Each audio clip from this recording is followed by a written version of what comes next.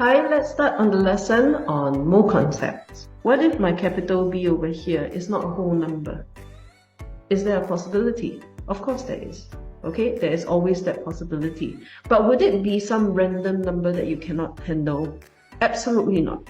If it happens that capital B turns out into a non-whole number which is random and completely unmanageable, then my take on it is probably you got a wrong number. That you have to check your working for the first two steps to make sure that the number that you got for capital B is actually correct. You cannot ignore this. You have to actually convert it into a whole number. So this is how it goes. Let's focus on the last bit first, okay?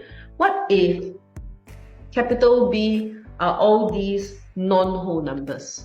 What do? Well, the way to get around decimal places to get whole numbers is always to convert them into fractions.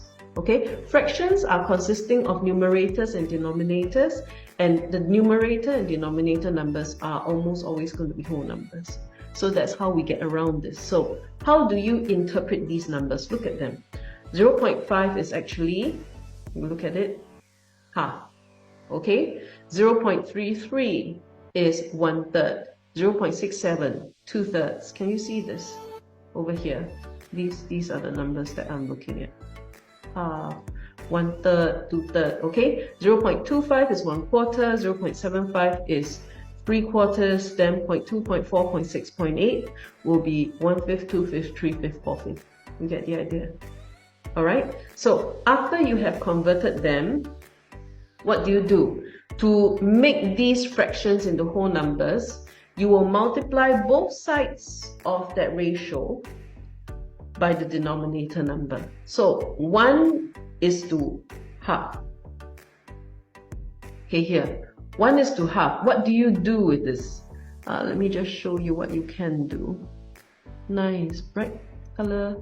Okay, so if I have 1 is to half, what I will do is I'll multiply both sides with its denominator to keep the ratio constant, and then here it will cancel out into 1, and then the other side will become 2. So the final ratio is going to be this, 2 is to 1, 1 is to 2/3. Then to get rid of the denominator, I multiply both sides with 3. Okay, then what I will have therefore on the left and the right, okay, would be 3 is to 2, as you can see. So what kind of situation can you round? Okay, people, very specific, huh? Look at this.